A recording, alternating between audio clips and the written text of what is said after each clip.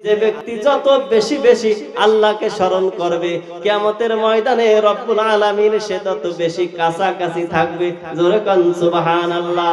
এইজন্য আমাদের বুজুর্গানে কিরাম বলেন, হে বনি আদম, তোমাদেরকে রব্বুল আলামিন 1440 মিনিট সময় দান করেছে। দিন রাত মিলে 1440 মিনিট সময়। কয় মিনিট? কয় মিনিট? 1440 মিনিট সময় দান করেছে। তোমরা সেখান থেকে তোমাদের সুন্নাত তরিকায় বাকি সব কাজ করো, মাত্র গভীর রজনীতে উঠে আল্লাহকে মাত্র আধা ঘন্টা 30 মিনিট সময় দাও। 1440 মিনিট থেকে যদি 30 মিনিট গভীর রজনীতে আল্লাহকে সময় দেওয়া হয়, আর কয় মিনিট থাকে? রূহ থাকবে না, মানুষ আস্তে পড়ে যাবে। আর এই সাই দেওয়া এই কথা আর কি বলতে পারবে? জোরে বলেন, পারবে? তাহলে রূহ দিয়েছেন আমাকে আল্লাহ। রূহকে দিয়েছেন, এই রূহটা নেবেন কে? আমাদের শরীর এটা কিসের তৈরি? মাটির তৈরি। তাহলে দেখেন, আল্লাহ আমাকে রূহ দিয়েছেন, রূহটা আল্লাহ তাআলা নিয়ে যাবেন। মাটির তৈরি আমরা মানুষ, মাটির তলেই আমাদের জিসম, আমাদের শরীরটা কোথায় যাবে? আহ তো আমাদের সকলেরই মাটির তলে আমাদের চলে যেতে হবে, রূহটা যখন আল্লাহ তাআলা নিয়ে যাবেন। কথা বলেন ঠিক না বেঠিক? এরপর আমাদের কবরের একটা জগৎ আছে, আছে না নাই? এই কবরের জগতে আমাদের 3টি প্রশ্ন হবে। কয়টি প্রশ্ন? সকলে বলেন, কয়টি প্রশ্ন? এই 3টি প্রশ্ন আমাদের করবে। এই 3টি প্রশ্নের উত্তর কোন পদ্ধতিতে দুনিয়ায় আমরা আমল করলে এই 3টি কবরের 3টি প্রশ্নের উত্তর কবরে আমরা দিতে পারবো, এটাও আল্লাহ তাআলা এই প্রশ্নটা ফাঁস করে দিয়েছেন। কিন্তু ভাই আমরা জানি, কিন্তু আমল করি না। আমল করতে হবে কি হবে না? আজ এই এলাকাবাসীর জন্য অনেক বড় একটা সুসংবাদ, এই এলাকায় একটি হাফেজিয়া মাদ্রাসা আছে, ঠিক না বেঠিক?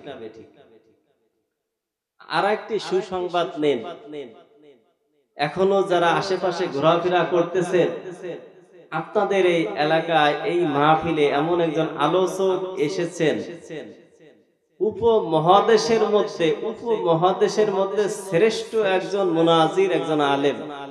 আলহামদুলিল্লাহ বলেন। তিনি হলেন মুফতি লুৎফুর রহমান ফারাইজি হাফিজাহুল্লাহ। তো আল্লাহর রহমত ছাড়া তিনাকে আমরা এখানে আনতে পারি নাই। তিনাকে আনার পিছনে হয়তো আল্লাহর রহমত আছে, আর মাওলানা মাহবুবুর রহমান সাহেবের চেষ্টা আছে। তো এই জন্য আপনারা এই এলাকার মানুষ অনেক দামি, অনেক দামি। তো এই সুবাদে আমি একটি কুরআনুল কারীম থেকে একটি আয়াত পাঠ করেছি। ইয়া আইয়ুহাল ইনসান মা গররাকা বিরাব্বিকাল কারীম। পিতা যখন ছেলেকে আদরের সাথে বলে, বাবা আমি তোমাকে কত ভালোবাসি, তুমি আমার কাছে যা চাও আমি তাই সাথে সাথে দিয়ে থাকি, তুমি কেন আমার নাফরমানি করো, কেন আমার কথা শোনো না? কত মুহাব্বতের সাথে পিতা এই কথা তার সন্তানকে বলে। স্বামী স্ত্রীকে বলে, ওগো আমার স্ত্রী, আমি তোমাকে কত ভালোবাসি, তুমি আমার কথা কেন শোনো না, একটু বলো। কত আফসোসের সাথে এই কথা বলে থাকে। একজন প্রিয় ব্যক্তি তার প্রিয় ব্যক্তিকে এমন ভাবে আফসোসের সাথে বলেন, তুমি কেন আমার সাথে এরকম বেঈমানি করলে, অথচ আমি তোমাকে কত ভালোবাসি, তুমি আমার কথা একটু শোনো। আমার রব এই কথা আফসোস করে আমাদেরকে বলতেছে, ইয়া আইয়ুহাল ইনসান মা গররাকা বিরাব্বিকাল কারীম। আফসোস করে বলে, হে মানুষ, হে মানব জাতি, আমি তোমাদের কত সুন্দর করে বানিয়েছি, আমি তোমাদেরকে কত সুন্দর করে বানিয়েছি। ওয়াফাদ্দালনা আলা কাসীরিম মিম্মান খালাকনা তাফদীলা। আমি কত সুন্দর করে তোমাকে বানিয়েছি। যে রব আমি তোমাকে কত সুন্দর করে বানালাম, সেই রব থেকে তোমরা কেন গাফিল রয়েছো? কিভাবে গাফিল রয়েছো? হে দুনিয়ার মানুষ, তুমি কে জানো না তোমার চোখ যখন বন্ধ হয়ে যাবে, তোমার রূহটা আমার কাছে চলে আসবে। তুমি যত ধনী হও, যত বড় বাদশা হও না কেন, তোমার সব কিছু শেষ হইয়া যাবে। তোমার কবরের পথে রওনা দিতে হবে, ঠিক না বেঠিক? কবরের পথে রওনা দিতে হবে। আর ওই কবরে আমার নেক আমল ছাড়া আর কিছু যাবে না। যাবেনি? দুনিয়া থাকতে হবে, বেশি বেশি নেক আমল করতে হবে। আর দুনিয়া দারুল ইমতিহান, দুনিয়া হলো পরীক্ষার একটি ঘর। আল্লাহ রাব্বুল আলামিন আমাদেরকে সৃষ্টি করেছে এটা ক্ষণস্থায়ী জিন্দেগির জন্য। আমরা চিরজীবন এখানে থাকবো, সেজন্য আল্লাহ তাআলা আমাদের সৃষ্টি করে নাই। দুনিয়া হলো জরুরাত, এই জরুরাত পূরণ করতে হবে। জরুরাতের বেশি এটা করা যাবে না। যেমন আমার টয়লেটে যাওয়া আমার জরুরাত। এখন যদি কেউ টয়লেটে তার হাজত পূরণ করে সেখানে থাকে, সে কি জ্ঞানী? জোরে বলেন, সে জ্ঞানী? সেটা যেমন জ্ঞানী ব্যক্তির কাজ না। এই দুনিয়া ক্ষণস্থায়ী জিন্দেগির জন্য রব্বুল আলামিনকে ভুলে যে এই দুনিয়ার পিছনে পড়া, এটা কোনো বুদ্ধিমান ব্যক্তির কোনো কাজ না, ঠিক না বেঠিক? ইয়া আইয়ুহাল ইনসান মা গররাকা বিরাব্বিকাল কারীম। হে মানুষ, হে মানুষ জাতি, আমি যে রহমান, আমি যে রহিম, আমি যে রহমান। এই মহাসাগরের কুল কিনারা আছে আমার রহমান, আমি যে রহিম, আমি যে কত বড় দয়ালু। এই দয়ার সাগরের কোনো কুল কিনারা নাই, ঠিক না বেঠিক? এই দয়ার সাগরের কোনো কুল কিনারা নাই। মানুষ যখন গুনাহ করে, মানুষ গুনাহ করলে তার একটা স্বাদ পায়। এই প্রত্যেকটা গুনাহ হলো জাহান্নামে যাওয়ার একটা রাস্তা। মানুষ যখন গুনার কাজে আসাদ গ্রহণ করে, তখন ওই ব্যক্তির অন্তরে এটা ধারণা করা উচিত, আমি যদি জান্নাতে যাই, আমার অন্তরে যা চাবে রব্বুল আলামিন তো সেটা দিবেন, ঠিক না বেঠিক? ফিহা মা তাশতাহি আনফুসুকুম ওয়া লাকুম ফিহা মা তাদউন। আমি যখন জান্নাতে প্রবেশ করব, আমার অন্তরে যা চাবে আল্লাহ তাআলা তাই দিবেন। জোরে কোন সুবহানাল্লাহ। এই জন্য হামেশা রব্বুল আলামিনের ইবাদত অনুযায়ী ইবাদত করতে হবে। আমার পুরো জিন্দেগিটাকে ইবাদতের মাধ্যমে সাজাতে হবে, ঠিক না বেঠিক? ইবাদতের মাধ্যমে সাজাতে হবে। আমি যখন সময় পাবো, সুবহানাল্লাহ, আলহামদুলিল্লাহ, আল্লাহু আকবার, আস্তাগফিরুল্লাহ, লা ইলাহা ইল্লাল্লাহ, এইভাবে আমার জিন্দেগিটা আল্লাহর স্মরণে চলবে। মানুষ যখন গুনাহের কাজ করার সাথে সাথে তার অন্তরে একটা কালো দাগ পড়ে যায়। যখন কোন ব্যক্তি ইস্তেগফার করে, তওবা করে, ইস্তেগফার হলো পিছনের জিন্দেগির জন্য ক্ষমা চাওয়া, তওবা হলো সামনের জিন্দেগিতে ওই গুনাহটার করব না সেই জন্য ওয়াদা করা, এটা হলো তওবা। তাহলে তওবা একটা জিনিস, ইস্তেগফার আরেকটা জিনিস। ইস্তেগফার মানে যেটা করেছি ওটার জন্য ক্ষমা চাওয়া। দেখেন, আমরা খাতায় যদি কোনো একটা বিষয় লিখি, ভুল হলে আমাদের কাটার একটা অপশন থাকে। আর আমরা যদি কোনো একটা গুনাহের কাজ করি, এই গুনাহের কাজের জন্য, এই গুনার কাজটার জন্য, পরিত্রাণের জন্য, ক্ষমার জন্য আমাদের একটা অপশন আছে, সেটার নাম হলো তওবা এবং ইস্তেগফার। তওবা এবং ইস্তেগফার। এই তওবা আর ইস্তেগফার যার যত বেশি হবে, সে তত সমস্ত মাখলুকের কাছে সে তত প্রিয় হবে। জোরে কোন সুবহানাল্লাহ। আমাদের আকাবির আসলাফদের তওবা এবং ইস্তেগফার এমন হয়েছে, তাদের যখন কোনো ব্যক্তি তওবা এবং ইস্তেগফার বেশি বেশি করে, সমস্ত ফেরেশতারা তার সুনাম বলে, সমস্ত ফেরেশতারা তার নামটা প্রচার করতে থাকে। এই জন্য দেখেন, 1000 বছর আগে যারা ইন্তেকাল করেছে, তাদের তওবা এবং ইস্তেগফার এমন ক্ষমা হয়েছে, তওবা এবং ইস্তেগফার এমন ভাবে করেছে, 1000 বছর আগে ইন্তেকাল করেছে, 1000 বছর পরে এসেও আমরা তাদের নাম স্মরণ করি। ঠিক না বেঠিক? এটা হলো তওবা আর ইস্তেগফারের মাধ্যমে। যার যত তওবা এবং ইস্তেগফার জিকির বেশি হবে, সে তত রব্বুল আলামিনের প্রিয় হবে। জোরে কোন সুবহানাল্লাহ। আজ উলামা একরামদের বিভিন্ন স্থানে মাহফিলে বাধা দিয়েছে, দিছে না? কিন্তু মাহফিল চলতেছে, যারা দিয়েছে তারা এখন আছে, যারা দিয়েছে তারা এখন নাই। এটা রব্বুল আলামিনের ওপেন চ্যালেঞ্জ। শরীয়তের হুকুম বিধান থাকবে, কোন ব্যক্তি বিরোধিতা করলে হয়তো সাময়িক সময়ের জন্য করতে পারে, কিন্তু সেই শরীয়তের কাজটাকে মুছে দেওয়ার ক্ষমতা তার নাই। কথা বলেন ঠিক না? এই সমস্ত বেঈমানদের নাফরমানির কারণে রব্বুল আলামিনের আযাব যখন মাথার উপরে চলে আসে, তখন দেখে এই এলাকায় একটা মাদ্রাসা আছে। মাদ্রাসার ছেলেরা রাত 3টা বাজে 4টা বাজে উঠে কুরআনুল কারীম বুকের মধ্যে নিয়ে দোয়া করে, ওগো আল্লাহ, কুরআনের ইলম তুমি আমার সিনাই দাও। এই কুরআনের কারণে আমি ওই ব্যক্তির প্রতি আযাব দিনা। ওয়ালা ইউআখিদুল্লাহুন নাসা বিমা কাসাবু মা তারাকা আলা যহরিহা মিন দাব্বা। আমি ওই পাপিষ্ঠ ব্যক্তিদের গুনাহের কারণে যদি আযাব দিতাম, তাহলে আমার এই মাদ্রাসা, কওমি মাদ্রাসার মধ্যে ছাত্ররা বসে তেলাওয়াত করতেছে, উস্তাদরা জিকির করতেছে, শেষরাতের জিকির অনেক মজা, উস্তাদরা জিকির করতেছে, আমি ওই 2-1 নাফরমানের কারণে আমার আযাব তাদের প্রতিও চলে আসলো। এই জন্য আমি আস্তে আযাবটা উঠায় আনি। জোরে কোন সুবহানাল্লাহ।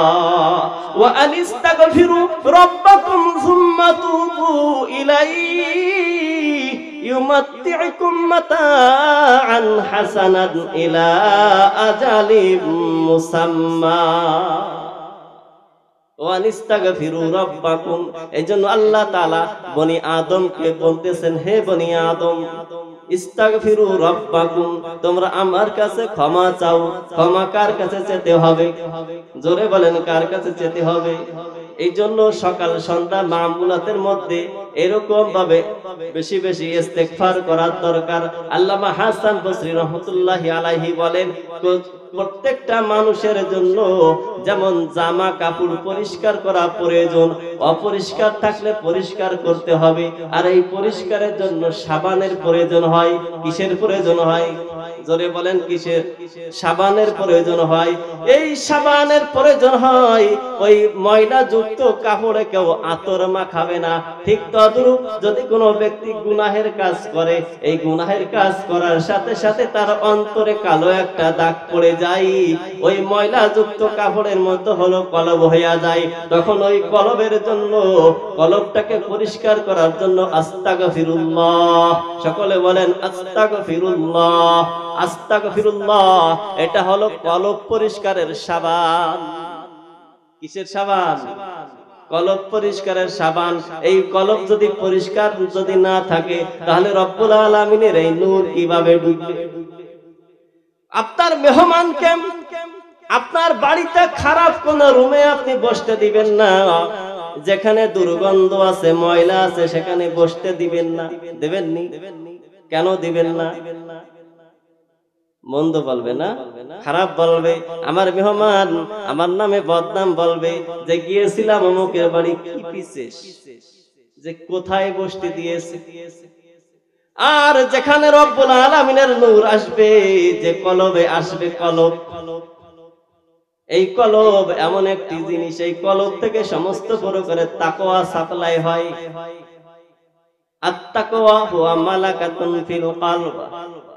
তাকওয়া এমন একটি জিনিস, তাকওয়া কলবে এমন একটি শক্তি জোগাড় করে, যে শক্তি, যে তাকওয়া যখন তার অন্তরে হাসিল হইয়া যায়, এই তাকওয়া সমস্ত গুনাহের কাজ ছাড়তে বাধ্য করে। এটা হলো তাকওয়া কলব। এই কলবে যখন কোন ব্যক্তির তাকওয়া হাসিল হয়, আল্লাহর ভয় হাসিল হয়, তওবা এবং ইস্তেগফার বেশি বেশি হয়, তখন কলবে এমন একটা জিনিস শক্তি কাজ করে, সমস্ত গুনাহের কাজ ছাড়তে বাধ্য করে, সমস্ত নেকির কাজ করতে উৎসাহিত করে। জোরে কোন সুবহানাল্লাহ। এটা হলো তাকওয়া, এটার নাম হলো তাকওয়া। এই তাকওয়া যখন কারোর হাতে ঘটে, হাতে যখন এর বহির প্রকাশ ঘটে, তখন হাত দ্বারা মানুষ গুনাহের কাজ করে না। হাতকে বলে খবরদার, খবরদার, একদিন তোমার হিসাব দিতে হবে। আলিয়াউমা নাখতিমু আলা আফওয়াহিহিম ওয়া তুকাল্লিমুনা আইদিহিম ওয়া তাশহাদু আরজুলুহুম বিমা কানু ইয়াকসিবুন। একদিন এই হাতে আমার বিরুদ্ধে সাক্ষী দিবে, একদিন এই পা আমার বিরুদ্ধে সাক্ষী দিবে, একদিন এই চোখ আমার বিরুদ্ধে সাক্ষী দিবে, একদিন আমার এই দুই কান কর্ণদয় আমার বিরুদ্ধে সাক্ষী দিবে। কথা বলেন ঠিক না বেঠিক?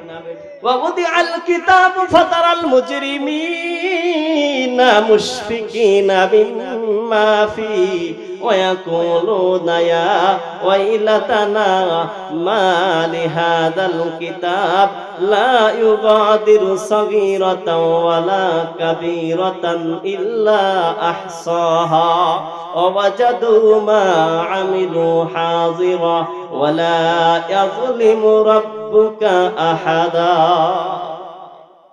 কিয়ামতের ময়দানে যখন আপনাকে হাজির করা হবে, আপনি আজকের দিনে কয়বার তওবা করেছেন, কয়বার ইস্তেগফার করেছেন?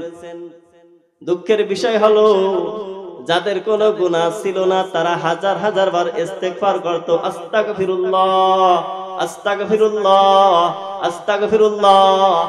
যাদের কোনো গুনাহ ছিল না, তারা হাজার হাজার বার জিকির করত, আল্লাহ আল্লাহ আল্লাহ। যাদের কোনো জিকির ছিল না, হাজার হাজার বার আল্লাহর নাম স্মরণ করত, লা ইলাহা ইল্লাল্লাহ, লা ইলাহা ইল্লাল্লাহ। আর আমাদের গুনাহ হাজার হাজার বার হচ্ছে দিনে। আমরা কিভাবে রবকে ভুলে গিয়েছি। আজকের দিন আমি কয়বার তওবা করেছি, আজকের দিন কয়বার আমি ইস্তেগফার করেছি, আল্লাহ আল্লাহ নামে জিকির করেছি, লা ইলাহা ইল্লাল্লাহ কয়বার বলেছি। কিয়ামতের ময়দানে সব কিছু আমি দেখতে পাবো। وَكُلَّ إِنسَانٍ أَلْزَمْنَاهُ طَائِرَهُ فِي عُنُقِهِ وَنُخْرِجُ لَهُ يَوْمَ الْقِيَامَةِ كِتَابًا يَلْقَاهُ مَنشُورًا اقْرَأْ كِتَابَكَ كَفَى بِنَفْسِكَ الْيَوْمَ عَلَيْكَ حَسِيبًا। কিয়ামতের ময়দানে আমাদের হিসাব আমলনামা সব সামনে ওপেন করে দিবে। এখন আছে গোপনে, কিয়ামতের ময়দানে হবে সব ওপেনে। আমরা এখন কি করতেছি? গুনাহের কাজ করতেছি গোপনে। আল্লাহ জানে কি জানে না? আল্লাহ যদি জানে, আমাদের কেন এই তাকওয়া নেই যে আমি গোপনে করতেছি, মানুষের সামনে করলে আমাকে মারি দিবি, কিন্তু কবরে এবং আখেরাতে এমন মার মারবে ওই গুনাহের কারণে, কোনদিন উপলব্ধি করতে পারে নাই। যদি তাকওয়া মানুষের অন্তরে হাসিল হয়, গোপনেও গুনাহের কাজ করতে পারে না, সদরেও পারে না। ঠিক না বেঠি? আর এই তাকওয়া অর্জন হবে রব্বুল আলামিনের স্মরণে। যে যত জিকির বেশি করবে, তার তত তাকওয়া বেশি হবে। জোরে কোন সুবহানাল্লাহ। আমরা এখানে যত মানুষ উপস্থিত আছি, আমাদের এখানে তাকওয়া এক একজনের এক এক রকমের। সকলের তাকওয়া এক রকমের নয়। কেউ আছে 1 ক্লাসের, কেউ আছে 2 ক্লাস, কেউ আছে 3, কেউ আছে 4 এর। ঠিক না ঠিক? এই তাকওয়া অনুযায়ী যার অন্তরে আল্লাহর ভালোবাসা যত থাকবে, যার অন্তরে আল্লাহর ভালোবাসা মুহাব্বত যত থাকবে, সে তত রব্বুল আলামিনের প্রিয় হবে। জোরে কান সুবহানাল্লাহ। আর আল্লাহর ভালোবাসা, আল্লাহর মুহাব্বত সবথেকে বেশি কুরআনুল কারীম তেলাওয়াতের মাধ্যমে, কুরআনুল কারীম তেলাওয়াতের মাধ্যমে রব্বুল আলামিনের ভালোবাসা বেশি আসবে। এরপরে জিকিরের মাধ্যমে সকাল সন্ধ্যা আমাদের আউলিয়া, আমাদের বুজুর্গানে ইকরাম, আকাবির আসলাফগণ এইভাবে সবক বাতলিয়ে দিয়েছে। তুমি সকালে 100 বার সুবহানাল্লাহ, 100 বার আলহামদুলিল্লাহ, 100 বার লা ইলাহা ইল্লাল্লাহ, 100 বার আল্লাহু আকবার, 100 বার লা হাওলা ওয়ালা কুওয়াতা ইল্লা বিল্লাহ, 100 বার সুবহানাল্লাহি ওয়া বিহামদিহি সুবহানাল্লাহিল আযীম। এইভাবে যদি তুমি দৈনন্দিন এই আমল করো, আল্লাহর কসম দিয়ে বলি, তুমি অবশ্যই জান্নাতে প্রবেশ করবে। জোরে কোন সুবহানাল্লাহ। এই যে আমরা সুবহানাল্লাহ বলেছি, এই সুবহানাল্লাহ বলার কারণে তিরমিজি শরীফের মধ্যে আছে, মান ক্বালা সুবহানাল্লাহ বুরিসাত লাহু নাখলাতুন ফিল জান্নাহ। যে ব্যক্তি একবার সুবহানাল্লাহ পড়বেন, কয়বার? একবার সুবহানাল্লাহ পড়বে। এই সুবহানাল্লাহ মানে কি? আল্লাহ তুমি না পবিত্র, তুমি পবিত্র, এই কথাটা বের হচ্ছে আমার জবান দিয়ে। আল্লাহ বলে, বান্দা তুমি যদি আমাকে পবিত্র বলো আমি পবিত্র, যদি তুমি আমাকে পবিত্র নাও বলো আমি পবিত্র, কিন্তু এই কথা বলার কারণে আমি আল্লাহ তোমাকে পবিত্র করে দিলাম। জোরে কোন সুবহানাল্লাহ। যখন কোন ব্যক্তি একবার সুবহানাল্লাহ পাঠ করবে, গুরিসাত লাহু নাখলাতুন ফিল জান্নাহ, জান্নাতের মধ্যে আল্লাহ তাআলা তার জন্য একটি খেজুর গাছ রোপণ করে দিবে। এই যে আমরা যারা সুবহানাল্লাহ পড়েছি, একটা খেজুর গাছ এই মাত্র আমাদের প্রত্যেকের আমলনামায় হলো। জোরে বলেন সুবহানাল্লাহ। এই যে আরেকটা হলো, আবারও বলেন সুবহানাল্লাহ। যতবার সুবহানাল্লাহ বলবেন ততবার একটা জান্নাতে খেজুর গাছের মালিক হবেন। সুবহানাল্লাহ। এইভাবে তো সারা রাত সুবহানাল্লাহ বলতে মন চায়। মানুষ প্রেম করে গোপনে, আল্লাহর সাথে প্রেম করতে হবে ওপেনে। সুবহানাল্লাহ, হাঁটতে চলতে সুবহানাল্লাহ, আলহামদুলিল্লাহ, আল্লাহু আকবার, লা ইলাহা ইল্লাল্লাহ। এই দুনিয়ায় যতদিন আমরা জীবিত থাকব, স্মরণ হবে কার? আল্লাহর। যে ব্যক্তি যত বেশি বেশি আল্লাহকে স্মরণ করবে, কিয়ামতের ময়দানে রব্বুল আলামিন সে তত বেশি কাছাকাছি থাকবে। জোরে কোন সুবহানাল্লাহ। এই জন্য আমাদের বুজুর্গানে কিরাম বলেন, হে বনি আদম, তোমাদেরকে রব্বুল আলামিন 1440 মিনিট সময় দান করেছে। দিন রাত মিলে 1440 মিনিট সময়। কয় মিনিট? কয় মিনিট? 1440 মিনিট সময় দান করেছে। তোমরা সেখান থেকে তোমাদের সুন্নাত তরিকায় বাকি সব কাজ করো, মাত্র গভীর রজনীতে উঠে আল্লাহকে মাত্র আধা ঘন্টা 30 মিনিট সময় দাও। 1440 মিনিট থেকে যদি 30 মিনিট গভীর রজনীতে আল্লাহকে সময় দেওয়া হয়, আর কয় মিনিট থাকে? 1410 মিনিট। এখান থেকে 5 ওয়াক্ত নামাজের সময় একটু হাজিরা দাও, জানের হাজিরা। আল্লাহ আমি উপস্থিত আছি। দেখেন না আমাদের মাদ্রাসায় হাজিরা হয়, স্কুলেও হাজিরা হয়, হয় কি হয় না? লাব্বাইক হয় কি হয় না?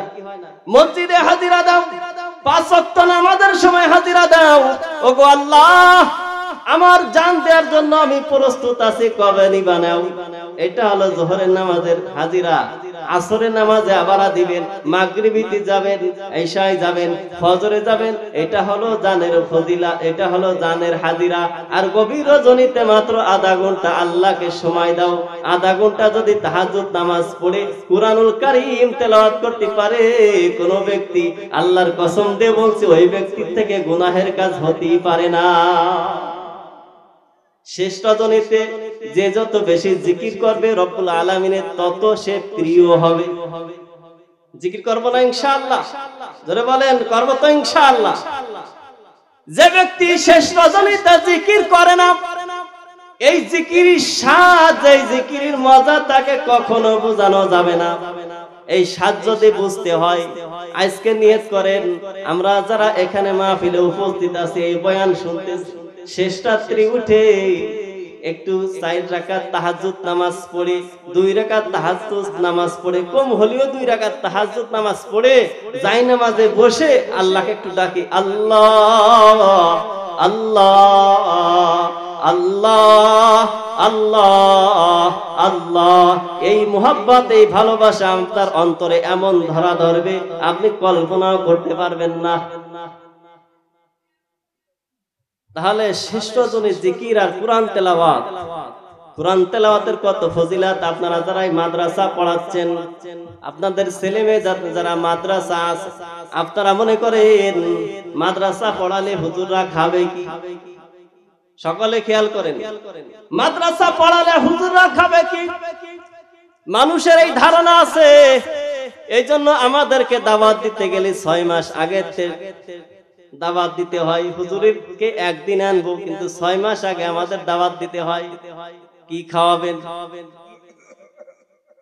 এমনও আমাদের উলামা একরাম আছে, 1 বছর আগে দাওয়াত দিতে হয়।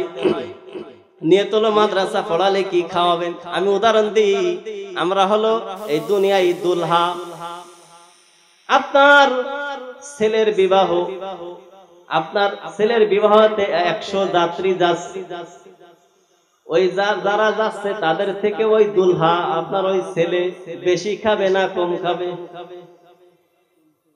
ওর সাথে ভ্যানের ড্রাইভার যায়, গাড়ির ড্রাইভার যায়, আরো কত কয়জন আছে। দোস্তরে বলে, দোস্ত তোর বিয়েতে আমি যাব, আমার একটু নিস। ওরা বলে ঠিক আছে, খাতি পারে কে কে, খালি দেখ।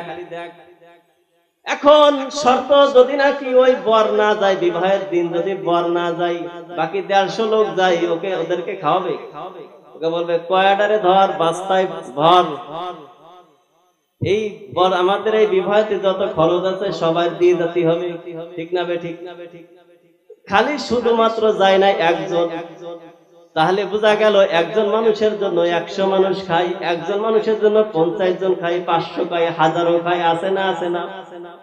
এই পৃথিবীতে যদি আলেম ওলামা না থাকেন, এই সব কটার ধৈর্য বস্তায় মারবে। ওয়ালা নদী কন্নাহুম মিনাল আযাবিল আদনা দুনাল আযাবিল আকবার। এই পৃথিবী যদি উলামা একরাম না থাকে, এই পৃথিবী রব্বুল আলামিন রাখবে না। আলেম উলামা হলো দুলহা আমাদের জন্য, আমাদের তওবা ইস্তেগফারের জন্য আজকে সারা পৃথিবীর মানুষ খাচ্ছে, কিন্তু নাস্তিকরা এটা বোঝে না। কথা বলেন ঠিক না বে ঠিক? নাস্তিকরা বোঝে না আলেম উলামাদের জন্য সারা পৃথিবীর মানুষ খাচ্ছে। আলেম উলামাদের তওবার কারণে, কোরআনুল কারীম তেলাওয়াতের কারণে। যখন মানুষ এই রাতে গুনার সাগরের মধ্যে ডুবে থাকে, তখন পৃথিবীতে এমন আলেম উলামারা আছে যারা আল্লাহর ভালোবাসার মুহাব্বতে গভীর রজনীতে তারা ডুবে থাকে। ওয়ালা ইউআখিদুল্লাহুন নাসা বিমা কাসাবু মা তারাকা আলা যহরিহা মিন দাব্বা। আমাদের কারণে তাদেরকে আযাব দেয় না। কার জন্য খাই? মোল্লা কার জন্য সিন্নি খাই তাদেরকে চেনে না, আমাদের দেখলে ঠাট্টা করে। এই দুনিয়াটা হলো আমাদের জন্য দুনিয়া না। দুনিয়া শান শওকত, এটা আমাদের জন্য না। কোন বড় শান শওকত কিছু দেখলি তো আমাদের তুচ্ছ হয়, তোমাদের যেমন আমাদের দেখলে তুচ্ছ হয়। আমাদের ওই শান শওকত বড় বড় বিল্ডিং দেখলে আমাদেরও তুচ্ছ হয়। তোমাদের বিল্ডিং আমাদের সুবহানাল্লাহ, তোমাদের বিল্ডিং আমাদের আল্লাহু আকবার, তোমাদের বিল্ডিং আমাদের কোরআনুল কারীম তেলাওয়াত, তোমাদের বিল্ডিং আমাদের আল্লাহু আকবার, তোমাদের বিল্ডিং আমাদের লা ইলাহা ইল্লাল্লাহ। বন্ধু আসো কয়দিন দুনিয়ায়, আসো কয়দিন, কি নিয়ে গর্ব করো? কুলির রূহু মিন আমরি রাব্বি। এই রূহটা যখন চলে যাবে, আমার শরীরটা কবরের মধ্যে চলে যাবে, ঠিক না বে ঠিক? শরীর যখন কবরে চলে যাবে, আমার দুনিয়া জিন্দেগি সব শেষ। এখন হলো এমন একটি জিন্দেগি, যে জিন্দেগির শুরু আছে আর কোন দুনিয়ার জিন্দেগির শুরু আছে, শেষ আছে। আলমে বরজাক, আমার কবরের জিন্দেগিটা কি হবে, হাসরের ময়দানটা কি হবে, এটা আমি বুঝলাম না। এই দুনিয়া নিয়ে আমি পড়ে থাকি, দুনিয়ার শান শওকত নিয়ে পড়ে থাকি। আমার ঘরটা কিভাবে সাজাতে হবে আমি বুঝি। আল্লাহর সাথে ভালোবাসার বড় একটা মাধ্যম। ফরজ ইবাদতের মাধ্যমে আপনি কাইটে গেলেন। দেখেন, আপনি এক মালিকের কাজ করেন, টাইম টু টাইম কাজ করে চলে আসলেন, কিন্তু কোন ব্যক্তি যদি টাইম ছাড়া আরো বেশি ওই মালিকের কাজ করে, ওই মালিকের ভালোবাসা ওই ব্যক্তির পর বাড়বে না কমবে? ধরে বলেন, বাড়বে না কমবে? ওই মালিক ওই ব্যক্তি ছাড়া অন্য কোন ব্যক্তিকেও নিতে চাবে না। ওরা তো একটা সময় আজান দেবে, ওদের টাইম শেষ, ঠিক না বে ঠিক? কিন্তু এ তো একটার পরে নামাজ পড়ে আবার আমার প্রতি কাজ করে, আরো 1-1.5 ঘন্টা বেশি কাজ করে, এটা আমার প্রত্যেকদিন লাগাতে হবে। তো ফরজ নামাজের পর 5 ওয়াক্ত ফরজের পর যারা নফল ইবাদত বেশি করে, আল্লাহ তাআলার রহমত তাদের প্রতি বেশি নাযিল হয়। সুবহানাল্লাহ। তাদের ওই রহমত নাজিল হয় যে তাদের প্রতি, তাদের রহমতের কারণে আমরা বাঁচতে পারি। এই জন্য ভাই, এখানে এক মাদ্রাসা আছে, মাদ্রাসা তেলাওয়াত সদা সর্বদাই চলতেছে। এই মাদ্রাসার উলামা ইকরাম এবং ছাত্রদের এই তেলাওয়াতের কারণে আল্লাহ রহমত যে পরিমাণ নাজিল হয়, এই রহমতের কারণে আজকে নড়াইলবাসী বেঁচে আছে। সুবহানাল্লাহ বলেন। তেমন প্রতিষ্ঠানের দরকার আছে না নাই? এমন প্রতিষ্ঠানে সহযোগিতা করার দরকার আছে না নাই? এই প্রতিষ্ঠানের জন্য আমি বাঁচতেছি, তা আমি কেন প্রতিষ্ঠানকে তেল দিয়ে বাঁচাবো না? এই জন্য সকলের এই মাদ্রাসার জন্য সহযোগিতা করতে হবে। রাজি আছি না ইনশাআল্লাহ? কারা কারা রাজি নাই একটু হাত উঁচু করি। কারা কারা রাজি আছি হাত উঁচু করি। নারায়ে তাকবীর। আল কোরআনের আলো, কোরআন সুন্নাহর আলো। আলহামদুলিল্লাহ।